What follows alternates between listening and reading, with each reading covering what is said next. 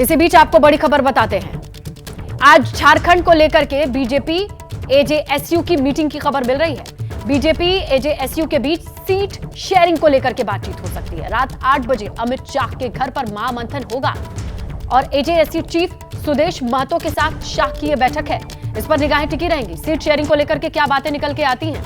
आज झारखंड को लेकर के बीजेपी एजेएसयू की यह मीटिंग है। चलिए ज्यादा डिटेल के लिए नीरज पांडे हमारे सहयोगी जुड़ चुके हैं। नीरज, इस मीटिंग को लेकर के किस तरीके की इनसाइड अपडेट्स है, शेयर कीजिए।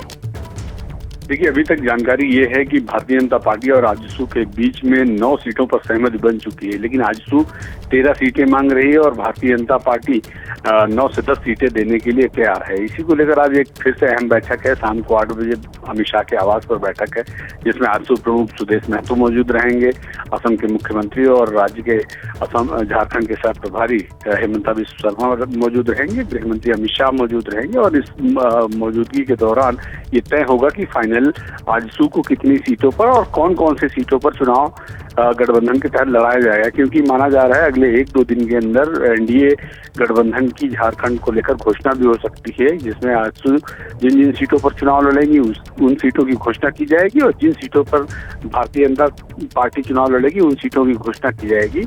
इसी के लिए आज ये अहम बैठक मानी जा रही है, क्योंकि अगर आप देखें पिछले विधानसभा चुनाव में इसी गठबंधन को लेकर आजसू और भाजपा के बीच में जो समझौता था वो टूट गया था और बाद में आजसू ने अकेले चुनाव लड़ने का मन बनाया और नतीजा ये रहा कि भारतीय जनता पार्टी झारखंड में चुनाव हार गई थी। तो इस चुनाव को भाजपा बहुत ही गंभीरता से ले रही है और एनडीए का कुनबा बिखरने न पाए, इस बात का भी ध्यान दिया जा रहा है। बिल्कुल, और इस लिहाज से बहुत अहम होती है इस मीटिंग में किस तरीके की बातें होती हैं, इससे निकल करके क्या बातें आती हैं, उस पर हम अपडेट अपने दर्शकों को जरूर पहुंचाएंगे। शुक्रिया नीरज तमाम जानकारी के लिए।